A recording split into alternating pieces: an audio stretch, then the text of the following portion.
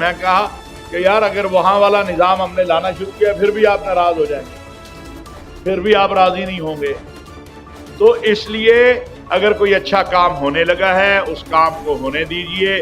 میں یہ سمجھتا ہوں کہ اگر گورنمنٹ ایک ترتیب بنائے اور مساجد جتنی بھی صوبے کے اندر ہیں جو اس وقت موجود ہیں ان کو رجسٹرڈ کرے، جس حالت میں وہ موجود ہے، جس حالت میں موجود ہے اس میں کوئی مداخلت نہ کی جائے، ان کو رجسٹرڈ کیا جائے، ان کا نظم بنایا جائے، جو لینا چاہتا ہے لے لے، نہیں لینا چاہتا نہ لے یار۔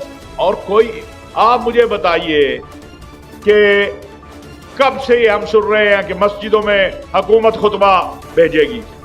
میں تو کم از کم اس کو 20-25 سال سے سن رہا، فیصلہ ہو گیا، وہ کدھر چلا جاتا ہے فیصلہ؟ اور بھائی کون ہے جو خطبہ لکھے گا؟ معافی کے ساتھ ڈی سی صاحب آپ کو خطبہ لکھ کے بیچارہ دے گا، وہ اپنے کام کرے گا کہ تھوڑا خطبہ لکھے گا؟ خوف ایک پیدا کیا جاتا ہے، وہ آپ کے مدرسے چھین لیے جائیں گے آپ کی۔ میں ایک دوسری بھی مثال دیتا ہوں، یہاں کسی کے پاس 1000 آدمی ہے نا تو وہ اپنا حق کسی کو نہیں مارنے دیتا۔ یہ مدارس والے تو 30 لاکھ طلباء اپنے پاس رکھتے ہیں، 10 لاکھ ان کے کام کرنے والے ہیں۔ قال اللہ وقال رسول اللہ پہ کوئی کمپرومائز نہیں، لیکن جو قال اللہ وقال رسول اللہ پڑھ کے نام کے اوپر اب یہ جو بے گناہ لوگوں کو قتل کرتے ہیں، یہ اسلام کا نام لیتے ہیں؟ کیا اسلام اس سے بری نہیں ہے؟ جہاد کا نام لیتے ہیں۔ تو اس کو اگر کسی نے پگڑی پہن لی ہے، داڑھی رکھ لی ہے، تو اس کا مطلب یہ نہیں ہے کہ وہ اسلام کا نمائندہ ہو گیا ہے، یا کسی کے پاس محراب۔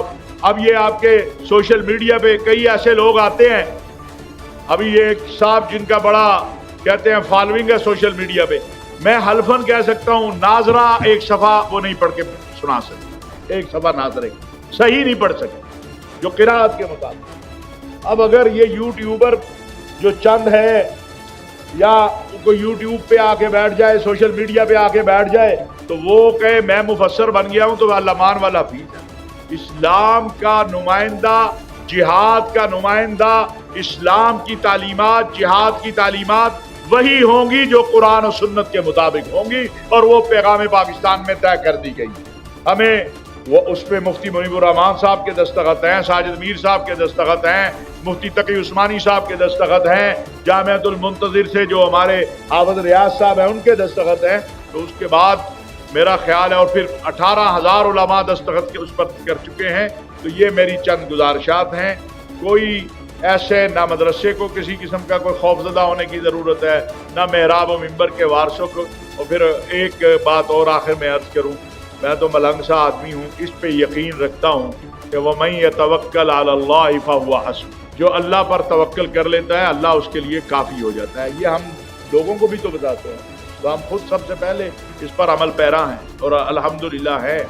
میں جس قابل ہوں آپ کی خدمت کے لیے ہم حاضر ہیں، ساری ایڈمنسٹریشن حاضر ہے، کیونکہ آپ کے یہاں میچ ویچ بھی ہو رہے ہیں فیصل آباد میں، کچھ ادھر مصروفیت بھی ہے انتظامیہ کی، لیکن بالکل پیغام امن کمیٹیاں انشاءاللہ نیچے تک ہم لے کے آئیں گے۔